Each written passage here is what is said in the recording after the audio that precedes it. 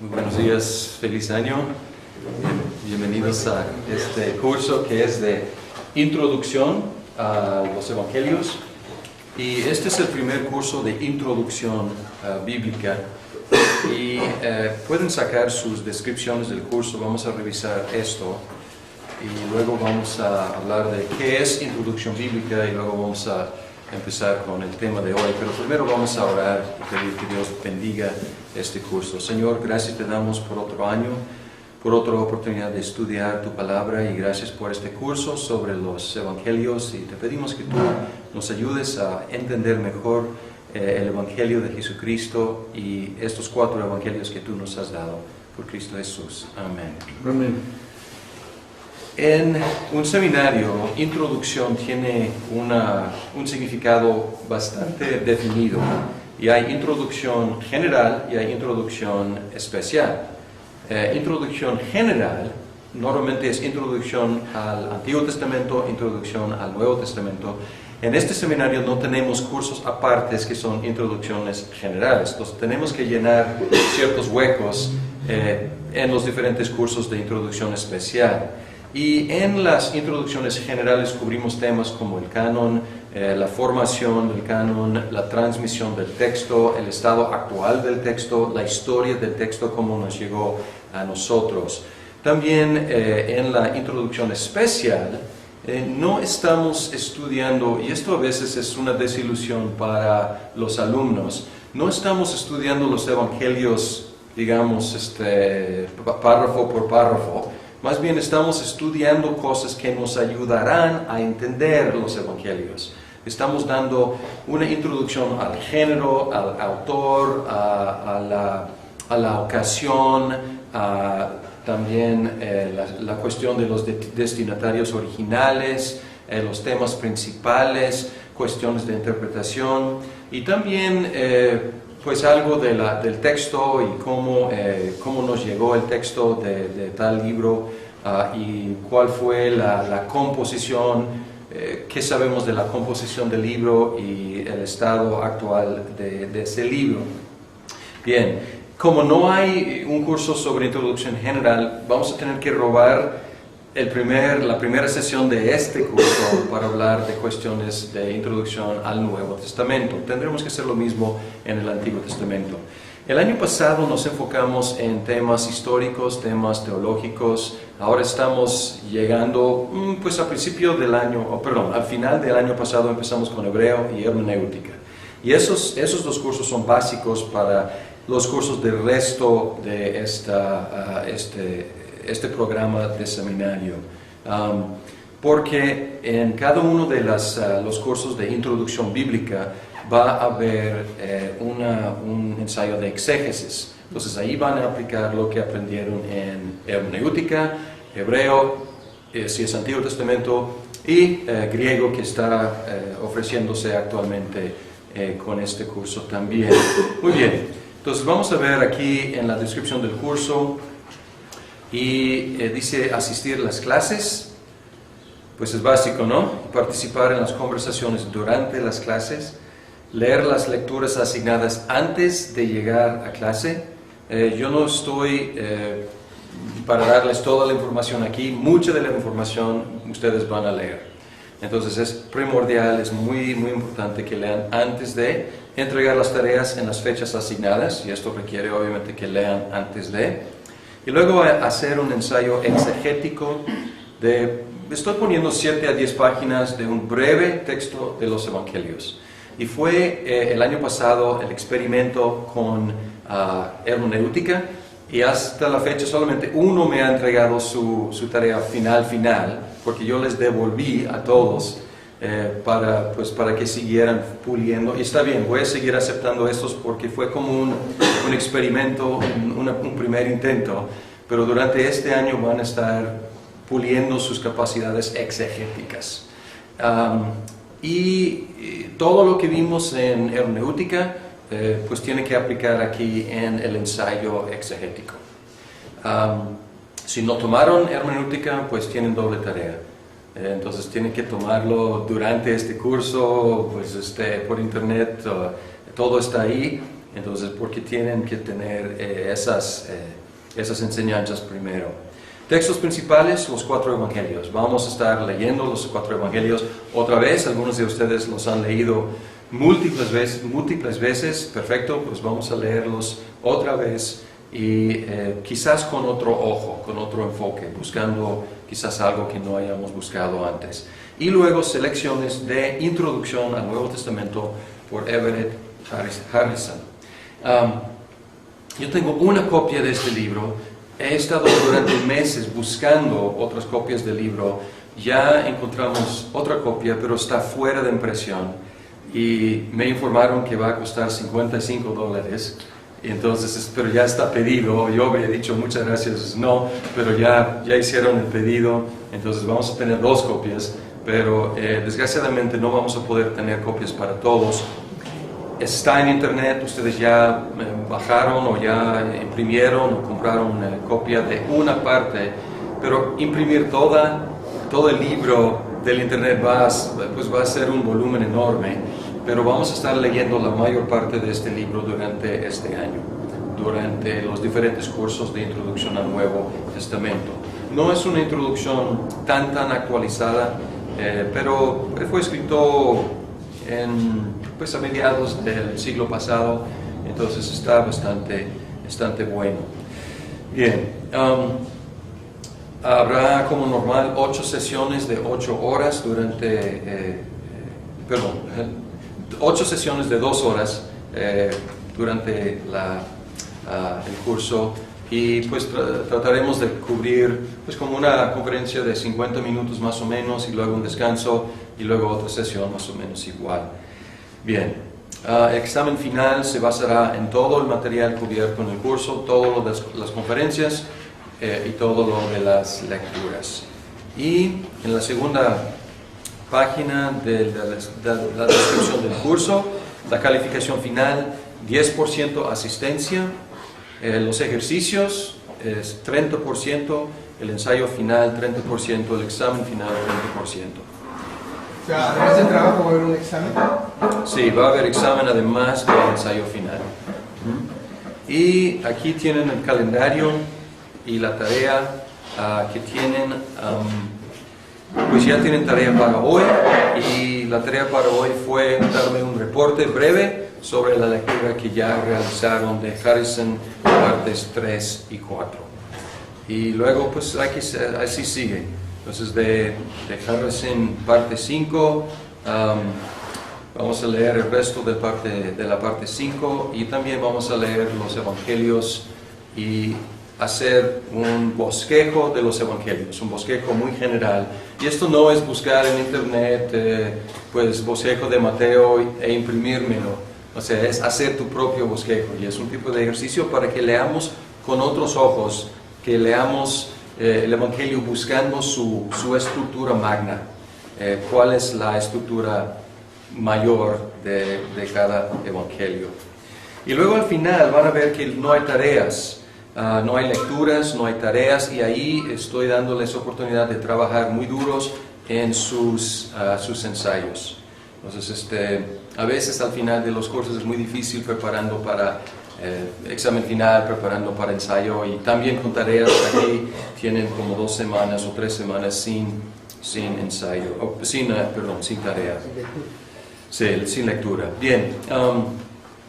Vamos a tener un problema el 23 de enero, creo que no está confirmada, pero hay reunión de presbiterio, algunos de nosotros tendremos que asistir, entonces tendremos que ver cómo recuperar este día 23, pero pueden ir pensando en cuál otro día sería bueno para recuperar. Perfecto. Bien, ya estamos en el día de hoy, y como dije, vamos a robar un tiempo de los evangelios para hablar de introducción general. Ya mencioné, tiene que ver con formación, transmisión de la Biblia o uno de los testamentos. Y los 2 temas que vamos a ver el día de hoy son los temas que ya leyeron en Harrison: la cuestión del canon y la cuestión de la crítica textual. Y él trata primero crítica textual y luego el canon. Yo voy a hacerlo al inverso. La primera hora vamos a hablar del canon del Nuevo Testamento. Segunda hora vamos a hablar de la crítica textual. Bien, ¿cuál es el testimonio del Nuevo Testamento acerca de su propio estatus? Es decir, cómo se considera a sí mismo tomándose como un libro. ¿Qué dice acerca de sí mismo? Y en un sentido no dice mucho acerca de sí mismo. Sin embargo, hay algunas pistas que nos dan la idea de que había una idea, una conciencia de una autoridad divina en lo que estaba siendo entregado, aún en el momento de entregarlo. ¿Qué quiero decir con esto? Un ejemplo, Pablo, él exhortó que sus cartas se leyeran en las asambleas públicas. Una práctica paralela a la lectura del Antiguo Testamento en la sinagoga. ¿Qué se lee en público, en la asamblea, en la sinagoga? Palabra de Dios, escritura. Y aunque Pablo no dijo, pues mi carta es escritura, él pues elevó el estatus de lo que estaba entregando, diciendo, léanlo en público. También en Colosenses 4:16, él ordenó que su carta a los colosenses se leyera en la Odisea y que la carta a la Odisea se leyera también en Colose. Y así da la idea de que sus cartas tenían una autoridad no solamente individual, en una iglesia individual, sino también en una región por lo menos, o posiblemente universal. Pedro se refirió a las cartas de Pablo como escrituras. No tengo la referencia, pero está en segunda de Pedro, capítulo 1. 3:15. Ah, sí, cierto, 3, sí, muchas gracias. Sí, perdón, no tengo aquí la referencia. Entonces, segunda de Pedro 3:15. De 4 y 5 creo, y luego 15 y 16. Pues vamos a buscar para no quedar con la duda.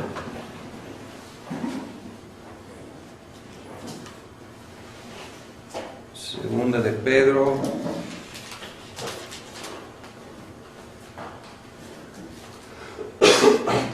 Ya, que tened entendido que la paciencia de nuestro Señor es para salvación, como también nuestro amado hermano Pablo, según la sabiduría que le ha sido dada, os ha escrito, casi en todas sus epístolas, hablando en ellas de estas cosas, entre las cuales hay algunas difíciles de entender, las cuales los indoctos e inconstantes tuercen, como también las otras escrituras para su propia perdición.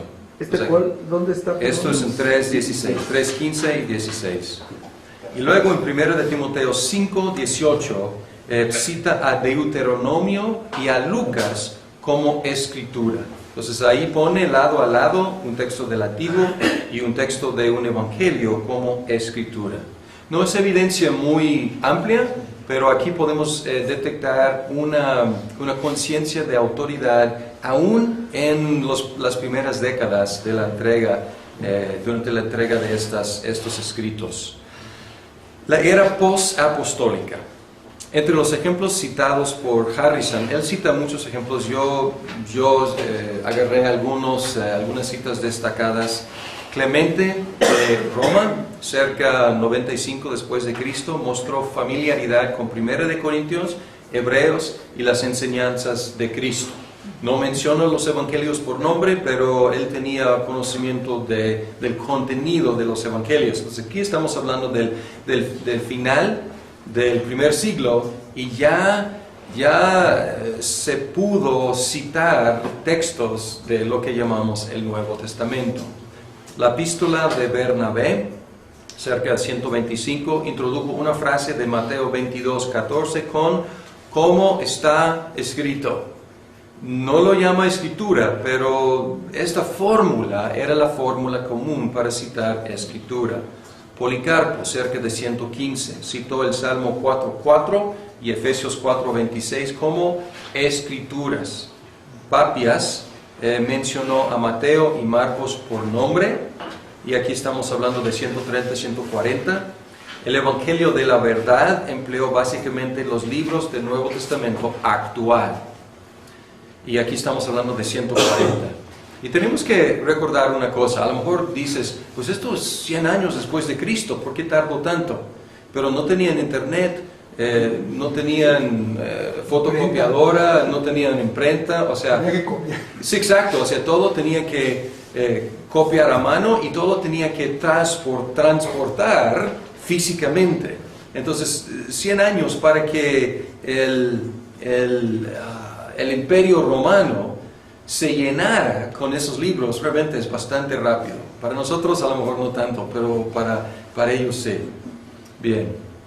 Justino Mártir, más o menos 150, se refirió a los evangelios como las memorias de los apóstoles que eran leídos en el culto con los profetas del Antiguo Testamento. Pues aquí vemos que están utilizando los libros en una forma como escritura y los citó como escrito está.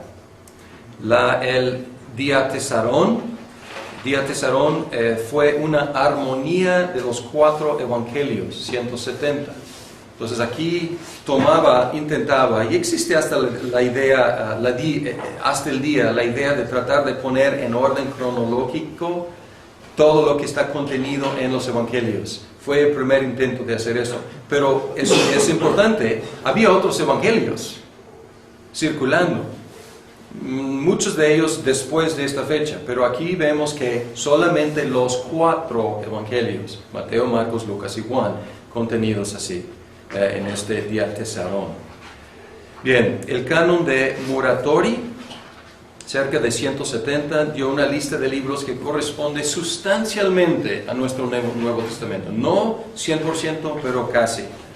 Ireneo hizo referencia a casi todos los libros del Nuevo Testamento. Clemente de Alejandría fue profesor 180-202. Hizo bien claro la diferencia entre los 4 evangelios y los espurios. Entonces aquí hay una diferencia muy marcada entre los, no usa la palabra canónicos, pero es la idea, que estos son los autoritarios. Tertuliano 160-220 defendió los 4 evangelios e hizo mención de algunas cartas de Pablo. Orígenes de Alejandría, que siguió a Clemente, mencionó casi todos los libros del Nuevo Testamento, observando que había reservas sobre 2 de Pedro y 2 y 3 de Juan. Pero estamos hablando de muy pocos libros en disputa. La Peshitta, o más bien creo que en español es la Peshitta, en siríaco, el V siglo, sostenía todos los libros, o contenía todos los libros, salvo 2 de Pedro, 2 y 3 de Juan, Judas y Apocalipsis.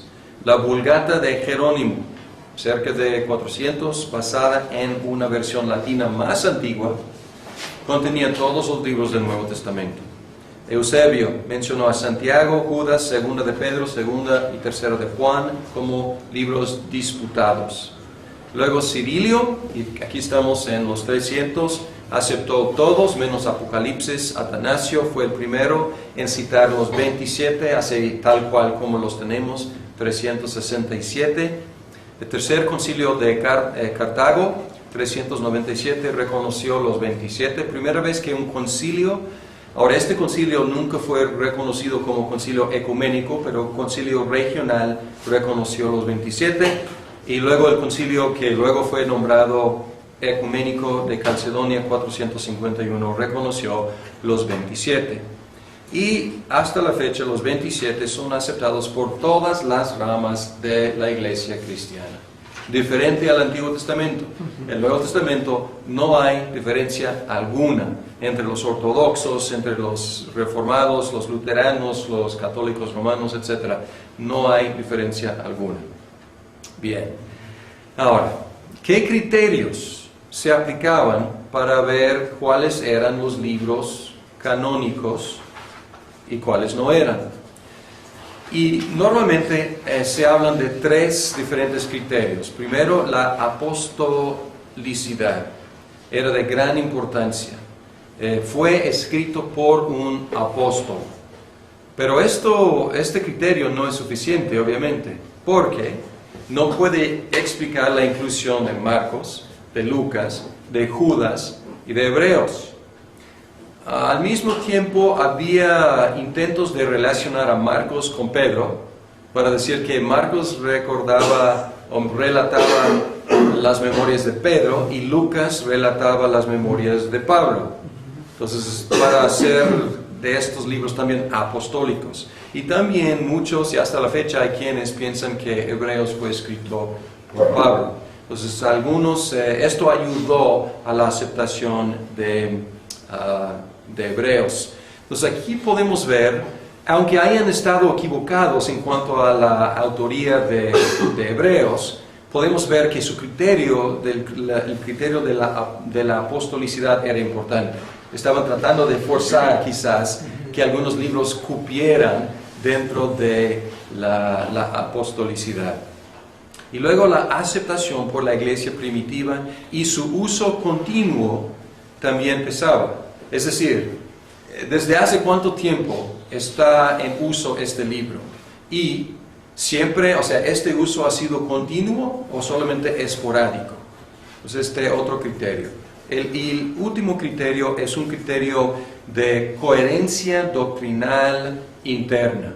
O sea, la enseñanza de este libro está de acuerdo con la enseñanza de los otros libros y esta es evidencia interna. Ahora, no debemos pensar que estos criterios se hayan aplicado en una forma mecánica, como palomita, palomito, palomita, ¿no? 2 de 3, pues no, 3 de 3, 1 de 3, o sea, no fue nada mecánico, más bien esto es como ver desde nuestra perspectiva y preguntarles, ¿qué pensaban? ¿Qué era importante para ustedes? Y en los escritos de los padres post-apostólicos podemos ver que estos criterios eran importantes en su razonamiento. Y los libros en disputa. Hebreos era dudada como carta por la incertidumbre acerca del autor. Su asociación con Pablo ayudó. Santiago también estaba en duda porque no sabemos exactamente, pero probablemente por la dificultad de identificar al autor. Se llama Jacobo. Pues ¿cuántos Jacobos había? ¿Era Jacobo apóstol? ¿Era Jacobo el hermano de Cristo? ¿Quién era? Entonces, hasta la fecha, esa es una pregunta que los eruditos debaten. Y también falta contenido explícitamente cristiano. Hay algo, pero mucho podría estar en casa en el Antiguo Testamento y no es tan explícitamente cristiano mucho del contenido. Segunda de Pedro varía de primera de Pedro mucho en vocabulario y estilo y no circulaba tan ampliamente en la iglesia. Era conocida en ciertas regiones, pero no en otras regiones. Entonces, si aceptación universal o casi universal es un criterio, pues Pedro está rayando con no cumplir con ese criterio. Segunda de Pedro. Segunda y tercera de Juan parecían demasiado breves y muy personales y de poca importancia. ¿Qué aportan estos libros al canon? Era la pregunta.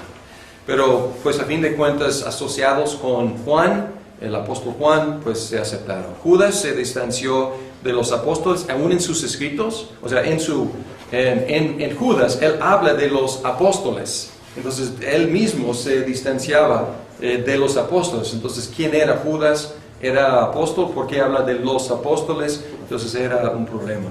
Apocalipsis era aceptado generalmente, pero algunos postulaban que el autor no fue el apóstol Juan, era otro Juan.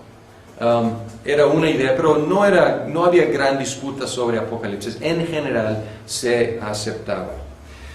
Bien, esta es la historia de la canonicidad, pero debemos hablar también de la teología de la canonicidad. Y hay diferentes teologías de canonicidad. La Iglesia Católica Romana tiene su teología. Enfatiza que la Iglesia creó el canon por medio de los concilios. Y así el canon es como posesión de la Iglesia lo creó, es dueño de. Lutero tenía su propio estándar y él hablaba de la exhibición clara de Cristo. Y por lo tanto, no los cortó, pero él colocó Hebreos, Santiago, Judas y Apocalipsis al final. Él tenía otro orden de los libros porque él no vio en estos libros a Cristo exhibido tan claramente. Y su duda mayor fue famosamente sobre Santiago. Exacto. Bien, Calvino contribuyó el énfasis en el testimonio interno del Espíritu Santo que valida los libros canónicos, así introduciendo un elemento subjetivo. Es decir, en mi experiencia, ¿cómo sé que es palabra de Dios? Y él contestó diciendo, el Espíritu Santo te lo confirma. Entonces esto es algo interno, algo subjetivo, algo muy personal, pero vamos a ver que era algo necesario, aunque mal aplicado, quizás peligroso. Westcott, vamos a conocer a Westcott después. Estos son nombres, a lo mejor no tienen mucho significado, pero estos han sido eruditos. Westcott, vamos a conocerlo en la segunda hora en relación al testamento en griego, Nuevo Testamento en griego. Él enfatizó la providencia de Dios al confirmar el canon por medio de su uso por la iglesia. Entonces, él está reduciendo los criterios más bien a un criterio. Es decir, que ¿cómo llegó a existir el canon o cómo llegó a reconocerlo? Por su uso en la iglesia. Este es el libro, o estos son los libros que la iglesia siempre utilizaba. Entonces, y él enfatizó la providencia de Dios al guardar y confirmar el canon. Harnack reconoció, pero exageró la presión de Marción en la formación del canon. Marción publicó un canon que no mencioné, creo que fue ahí por el año 150, y Marción era luego nombrado hereje, condenado, y era un dualista, un gnóstico, y él tomó sus tijeras a los libros del Nuevo Testamento, y él cortó todo lo referente al Antiguo Testamento, porque para Marción era otro Dios, o sea, Dios del Antiguo Testamento, Dios del Nuevo Testamento, y una división radical entre los testamentos, y entonces él cortaba todo lo que se refería al Antiguo Testamento, que es cortar bastante, ¿no? Y la iglesia tuvo que reaccionar y decir, pues, tú estás haciendo tu canon, realmente nuestro canon es este. Es cierto, las herejías y las persecuciones ayudaron a instar a la iglesia a identificar sus libros en una forma más oficial. Sin embargo, antes de Marción ya estaban en circulación, ya estaban siendo citados, ya estaban siendo leídos públicamente los libros que llamamos el Nuevo Testamento. Entonces, Harnack reconoce algo importante en la formación, sin embargo exageró, no fue la única presión, había también otros factores. San enfatizó el uso litúrgico en la formación del canon, y esto ya reconocemos, ¿no? ¿Cómo se utilizaba? Se leía en público. ¿Qué se lee en público? Escritura. Entonces ese es un énfasis muy importante. Kuhlman enfatizó que la iglesia instintivamente reconoció la autoridad de la enseñanza apostólica. Pues aquí él dice que pues no fue tanto un proceso científico, fue pues escuchar la voz del maestro, escuchar la voz del pastor, escuchar el mensaje del evangelio y recibirlo. Bien, vamos a analizar un poco estas teologías de canonicidad. Primero, la teología romana, católica romana. La postura de la iglesia romana reconoce correctamente que la iglesia jugó un papel importante en reconocer los libros autoritarios. Sin embargo, su elevación de la iglesia al papel del creador del canon está equivocada, histórica y teológicamente. Es decir, que su descripción de lo que pasó no es lo que pasó, y su teología, su explicación teológica de lo que pasó, tampoco. ¿Por qué? Ignora el consenso sustancial que existía antes de las declaraciones de los concilios. Si ellos van a decir que la Iglesia creó el canon en 451 en el concilio de Calcedonia, está ignorando 400 años, o por lo menos 350 años de historia de aceptación, de uso, de reconocimiento, de citar estos libros. Entonces es como si fuera de repente 451 hayan hecho algo drástico, algo nuevo, pero no era nuevo. Era más bien ratificar, sellar lo que la Iglesia ya había hecho durante siglos.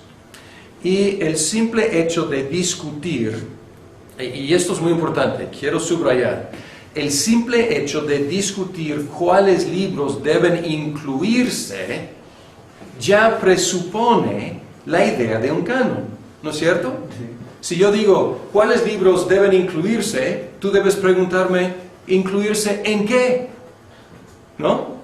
Y ya, obviamente, la pregunta tiene una presuposición muy importante.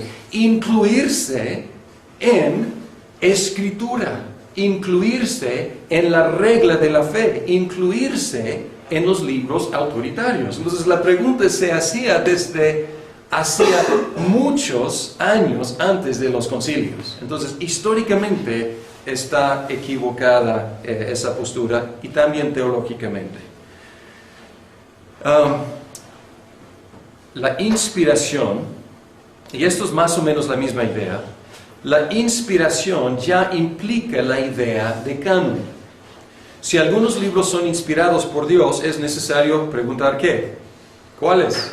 Si yo digo, hay libros inspirados por Dios por medio de los apóstoles y otras personas, tú debes preguntarme inmediatamente ¿cuáles son? Y esta pregunta, ¿cuáles son? Es la pregunta del canon, pero esta pregunta no es como una pregunta aparte de inspiración, es incluida en la idea de inspiración. El papel de la Iglesia en los concilios fue reconocer oficialmente lo que la Iglesia había estado usando desde hacía mucho tiempo. Y en este sentido, la Iglesia creó el canon en una forma oficial. Pero es más correcto decir que el canon creó la Iglesia. El canon tuvo que crear la Iglesia antes de que la Iglesia creara el canon. Entonces hay algo simbiótico aquí, pero primero fue el canon. Primero fueron estos libros que crearon la Iglesia y luego la Iglesia dijo, ¿de dónde venimos? ¿Qué nos formó? ¿Cuáles libros jugaron un papel decisivo, creacional en nuestra existencia? Y dijeron, pues estos 27, este es nuestro libro del Nuevo Testamento. Bien. La teología de Lutero, de la canonicidad. El estándar de Cristo fue, y necesito ayuda de Mariana, ¿cómo se pronuncia? Vas Christum Trevet, o ¿cómo es? Aquí está. Aquí en la pantalla. Entonces no puede. Vas Christum Trevet. Que es lo que enfatiza a Cristo, más o menos así. Entonces, podemos apreciar las razones históricas por las cuales él aplicó este estándar. Porque él estaba combatiendo la teología de la iglesia medieval que se había caído en un legalismo tremendo. Y Cristo ya se había perdido en mucha de la teología, o por lo menos en la práctica de la iglesia medieval. Y él pues redescubrió el evangelio de la justificación por gracia por medio de la fe. Y pues Cristo y predicar a Cristo, solo a Cristo. Sin embargo, lo que hizo fue crear un canon dentro del canon. O medir el canon histórico por medio de un canon personal. O sea, él decidió que este es el estándar Y él aplicó este estándar al canon que ya existe. ¿Y qué es un canon? A lo mejor debería haber mencionado, el canon es la regla. Y él estaba, es la regla que utilizamos para medir, y él estaba midiendo el canon con otra regla de su propia elección. Ahora, su elección no fue tan mal. O sea, en Gálatas Pablo dice, si alguien predica otro mensaje, aunque sea yo, aunque sea ángel, o sea, no importa tanto la apostolicidad ni la angelicidad, o sea, lo que importa es el mensaje. Y creo que se apoyaba Lutero así en este versículo diciendo, esto es lo que importa. Sin embargo, había algo de elección personal también. Y su aplicación era algo un poco idiosincrático, su aplicación de ese estándar. Es un procedimiento peligroso. A lo mejor en el caso de Lutero, habríamos perdido algunos libros de importancia, pero habríamos conservado el Evangelio. Pero otros tienen sus otros estándares. Y hay una tendencia de ver a Cristo y ver el Evangelio desde nuestra perspectiva, no sé, feminista, comunista, capitalista, socialista, revolucionario, y luego aplicar ese estándar, este estándar a los libros del Nuevo Testamento. Y cada rato sale un erudito o una persona que da conferencias sobre lo que Cristo realmente quería decir. Y lo que está haciendo es tomando su propio canon, según su propia ideología, y luego como cortando lo que no le gusta y que no quepa dentro de su canon, igual que Marción. O sea, entonces es un procedimiento bastante peligroso. Entonces hay que tener mucho cuidado con medir la medida, con nuestra propia regla más personal. El canon es la medida, el canon es la regla. Sí, adelante. No, ahí es donde se dividen las dos Biblias, la cristiana, católica, romana y la nuestra. No, buena pregunta. Nuevo Testamento idéntico. No hay diferencia entre las versiones publicadas por la Iglesia Católica Romana y las publicadas por cualquier otra imprenta protestante, ortodoxa. El Nuevo Testamento idéntico. Vamos a ver la diferencia cuando lleguemos a introducción general del Antiguo Testamento, porque ahí está la diferencia. No, yo me refiero a los libros que no están. No, o sea, otra vez, o sea, los libros en el Nuevo Testamento 27, en cualquier Biblia, los que no tenemos y que la Iglesia Católica son del Antiguo Testamento, no son del Nuevo. Muy bien, buena aclaración. Bien, ¿qué de Calvino? Su teología. Calvino aceptó el canon histórico por razones objetivas. ¿Razones objetivas qué? Pues la Iglesia nos lo entregó. O sea, la Iglesia evaluó, la Iglesia tuvo sus criterios, la Iglesia lo aceptó y lo recibimos. No estamos en una postura de volver y decir, ya vamos a repetir el experimento de los primeros siglos. No, o sea, no vivimos en los primeros siglos, recibimos de ellos. Entonces, pues lo recibió. Sin embargo, agregó la experiencia personal a reconocer que los libros divinos, la experiencia de reconocer los libros divinos por medio del testimonio del Espíritu Santo.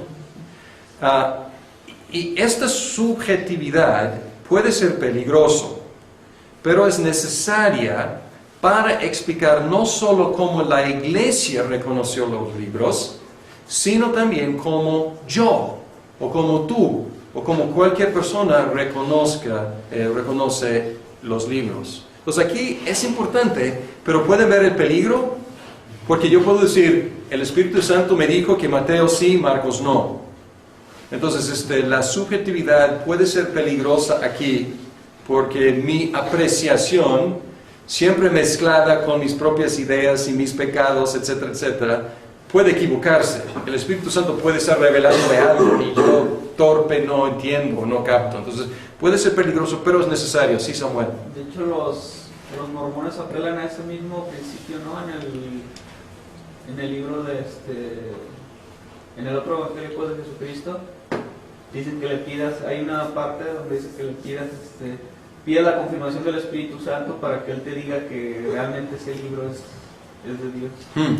La verdad yo desconozco cuál es su criterio, o sea, tienen 5 libros, la Biblia es uno de los libros, el libro de Mormón es otro, y tienen 3 otros que no me acuerdo cuáles, pero no sé, es interesante ese punto, una aplicación peligrosa de ese concepto, ¿no?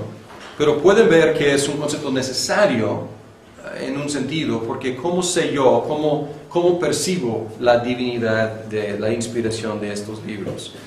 Karl Barth aceptó el canon, pero exageró el aspecto subjetivo en su teología. Karl Barth era un teólogo reformado y él fue el padre de lo que llegó a ser neo-ortodoxia. Y en mucho de lo que escribía, pues muy bueno, muy reformado, pero luego él exageró la subjetividad. Su idea de la inspiración era que este libro en sí, como libro, no es palabra de Dios, pero se convierte en palabra de Dios para mí cuando estoy leyendo. Yo tengo un encuentro con Dios y aquí se convierte en palabra de Dios para mí. Esta es una simplificación de su idea, pero pueden ver una exageración de la idea, la parte subjetiva. No es tanto que sea palabra de Dios, pero se hace, me es palabra de Dios en mi encuentro con Cristo en las páginas de este libro. Bien, aquí, estas son letras muy chiquitas, pero pueden buscar en la Confesión de Fe de Westminster, primer capítulo, el párrafo 5, y voy a leerlo, y pueden ver aquí la idea de Calvino, y pueden ver aquí la aceptación de estos libros por razones objetivas, pero luego pueden escuchar el testimonio del Espíritu Santo. Dice aquí, el testimonio de la Iglesia puede movernos e inducirnos a tener para las Santas Escrituras una estimación alta y reverencial, y a la vez que el carácter celestial del contenido de la Biblia, la eficacia de su doctrina, la majestad de su estilo, la armonía de todas sus partes, el fin que se propone alcanzar en todo él, que es el dar toda gloria a Dios, el claro descubrimiento que hace del único modo por el cual puede alcanzar la salvación el hombre, y las muchas otras incomparables excelencias y su entera perfección, son todos argumentos por los cuales la Biblia demuestra abundantemente que es la palabra de Dios.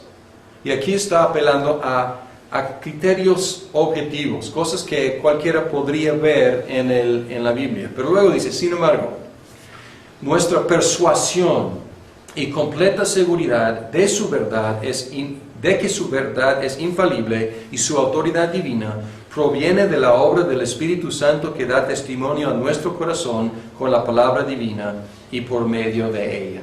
Entonces pueden ver aquí los dos elementos que tenemos que guardar en un equilibrio sano. Pues el testimonio objetivo y el testimonio personal por medio del Espíritu Santo. ¿Qué de la apócrifa? Memo, mencionaste libros excluidos. Y hay libros que nosotros no tenemos del Antiguo que la Iglesia Católica sí. Hay muchos libros del Nuevo que nadie tiene. Es decir, ninguna iglesia histórica tiene. Entonces, en ese sentido, sí hay libros excluidos, pero son excluidos por todos los cristianos. Y nosotros los llamamos los libros apócrifos del Nuevo Testamento. Y hay varios. Yo tengo un libro de libros apócrifos. El título del libro es Los libros perdidos de la Biblia. Entonces, un poco contradictorio, porque luego abres y ahí están los libros, entonces ya no están perdidos, ¿no? Entonces, pero ya no están perdidos, pero no son de la Biblia. Entonces, bien. Los evangelios apócrifos demuestran un tinte gnóstico en su afán por suplir información sobre la niñez de Jesús. Tenemos mucho silencio. Nace, un incidente a los 12 años y luego bautismo a los 30 años. ¿Qué pasó durante todo este tiempo? Pues ellos querían ayudar supliendo la información que faltaba y muchas veces tenían a Cristo no muy terrenal. El gnosticismo es dualista, materia mala, espíritu bueno. Entonces querían separar a Jesús de lo cotidiano, de lo humano, de lo normal de un niño, de un adolescente. Entonces, ¿qué hacía? Hacía milagros cuando jugaba con los otros niños, y así era un niño mágico, un niño de otro planeta, un niño que no se ensuciaba con las cosas terrenales. Entonces este es el tinte gnóstico. Los hechos apócrifos también querían enfatizar los milagros de los apóstoles. Y hay milagros en los hechos de los apóstoles, pero podemos ver que son bastante reservados. O sea, no van haciendo milagros por hacer milagros. Hacen milagros a veces, y a veces un poco renuentes, para testificar del poder de la palabra de Dios. Y aquí en los hechos apócrifos, no están haciendo milagros por todos lados, porque son como medio magos, más que apóstoles. Tiene su tinte gnóstico y también ascético. O sea, pues la negación de los placeres del cuerpo, la negación de la prohibición del matrimonio y cosas así. De hecho, en los hechos apócrifos siempre se enfatiza que, por ejemplo, las mujeres dejaban a sus maridos, ¿no? O se enfatiza que los creyentes ya no querían estar con sus esposos o esposas. Eso está bien triste, ¿no? Sí, claro, o sea, y sí, muy triste para el esposo, bastante triste, ¿no? Sí, y ahí es la cosa ascético, ¿no? O sea, y sí, hay cuentos, o sea, se convierten las mujeres y ya no se acuestan con sus esposos, como si fuera otro nivel, o sea, más arriba. Pues no ensuciarse con las cosas terrenales, carnales. Entonces, ahí entró en la iglesia esas ideas ascéticas. Sí, Lalo. Aunque también el hecho de que sus propios hermanos no creyeran en él puede eliminar la probabilidad de los milagros mencionados en los libros apócrifos, porque si hubiera hecho milagros de niño, sus primeros hermanos hubieran con la silla un pajarito y salió volando, y pues, ellos hubieran sido los primeros en decir, es diferente, ¿no? Exacto. Ellos, ni ellos mismos creían, entonces su humanidad, bueno, por lo menos a mí eso me da una idea clara de que puede eliminar todos esos milagros inventados. Sus hermanos hubieran sido los primeritos en decir, hay algo raro aquí. Sí, es muy buena observación que Lalo hace de que pues los hermanos luchaban con creer en él y no creían al principio, y si hubieran visto muchos milagros en su niñez habrían sabido que era un prodigio, ¿no? O sea, algo sí, el Cristo, ¿no? Gabriel, cuando entra a la sinagoga y abre las escrituras en Belén, donde la gente veía, bueno, ¿quién no es José, el hijo de Jesús, el hijo del carpintero, el que me hizo la mesa, el que me hizo? Sí, exacto. Lo veían como la persona que veían ahí comúnmente entre el barrio. Sí, buena observación que cuando predicó en su tierra, lo dijeron, pues ¿quién es él? O sea, habla muy bonito, pero ¿por quién se cree, no? ¿No? Dice, hijo de carpintero, pues ¿quién se cree? Sí, muy buena observación. O sea, entonces es muy poco probable que haya habido esos milagros. Sí. Y aún cuando habla de 12 años, no hay milagro ahí. O sea, hay astucia, hay entendimiento, hay madurez, pero no hay milagro. O sea, no es cosa mágico ahí. Perdón, David, tengo una confusión en relación a la pregunta de hace un ratito. ¿Estos libros apócrifos están o no están en la católica? No están. Esos libros no están. Porque ayer que leía, y yo a veces que he discutido con alguien católico, pues digo, pues ellos tienen, a lo mejor incorrecta, pero tienen una base, que es los libros apócrifos, pero si no los tienen... No tienen. Porque habla incluso, perdón, de lo que decía Jessy, también de la virginidad perpetua de María, habla de que se hacía creyente y entonces ya dejaba al esposo, de la negación del matrimonio, de los milagros de la niñez de Jesús. Entonces, que yo digo, pues ahí está, es decir, yo les pregunto a veces, ¿dónde está? Y si estaban añadidos a su Biblia, o a su, digamos, impresión de la Biblia Católica Romana, digo, pues ahí está su confusión, pero si no están... No están. Y aquí es algo contradictorio. estos libros fueron rechazados por la iglesia, y podemos decir católica antigua, o sea, no hablando todavía de la católica romana, la iglesia antigua que llamamos católica, universal. Estos libros fueron rechazados, sin embargo, tuvieron una influencia. Y tenemos un pueblo aquí al lado que se llama Santa Ana de Petitlán. Y si tú preguntas quién era Santa Ana, la mamá de María. ¿De dónde viene? Del protoevangelio de Santiago, uno de estos libros evangelios apócrifos. Entonces, a pesar de haber sido rechazados, sí influyeron. Sí tomaron parte, ¿no? Sí. Tomaron parte, y hay confusión hasta la fecha. Los nombres de los que estaban con Cristo, eso no vienen en el Antiguo Testamento, y ellos saben cuáles son los nombres. Y los reyes magos también les ponen nombres. También. Todo esto son de los libros apócrifos. Entonces, en la iglesia medieval y hasta la fecha, en la iglesia católica romana, hay rasgos importantes de estos libros que ni siquiera ellos aceptaron. Nadie los aceptó. Entonces, es algo contradictorio, ¿no? Como dices, en el Antiguo Testamento, si hablan de oración por los muertos, pues tienen un versículo en Macabeos que puede medio apoyar esa idea. Ok, pues tienen una base equivocada de un libro que los judíos no aceptaron, nosotros tampoco, pero tienen algo que ellos reconocen como escritura. Pero aquí ni tienen. Es muy interesante esa observación. Sí, David. Estudié yo durante 2 años en una institución católica y teníamos una clase que era el canon católico romano.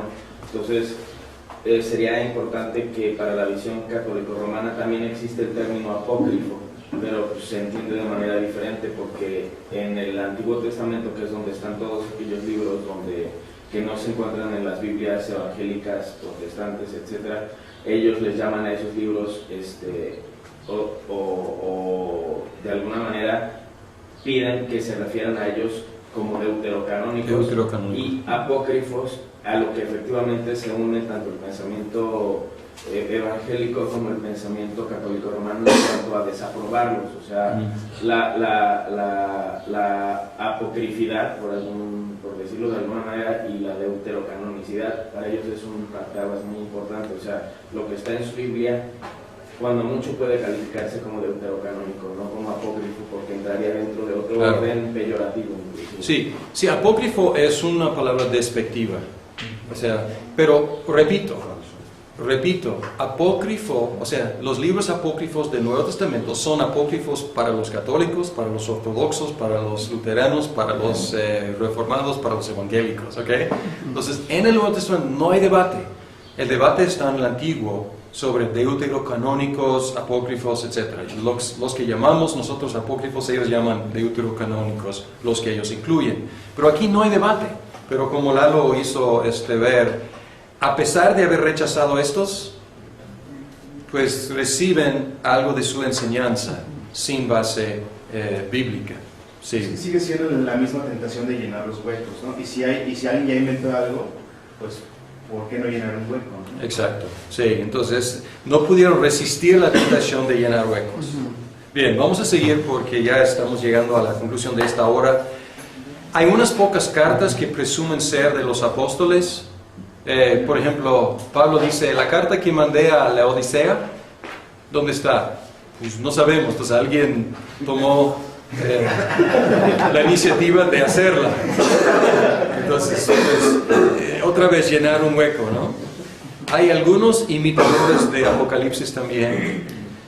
Y hay dichos no escritos, ágrafa, que significa pues, no escrito, ágrafa, que supuestamente son cosas dichas por Cristo. Y aquí estamos en algo muy importante para los ortodoxos orientales, porque ellos presumen ser los guardianes de tradiciones dominicales, o sea, del Señor, que no están en el Nuevo Testamento.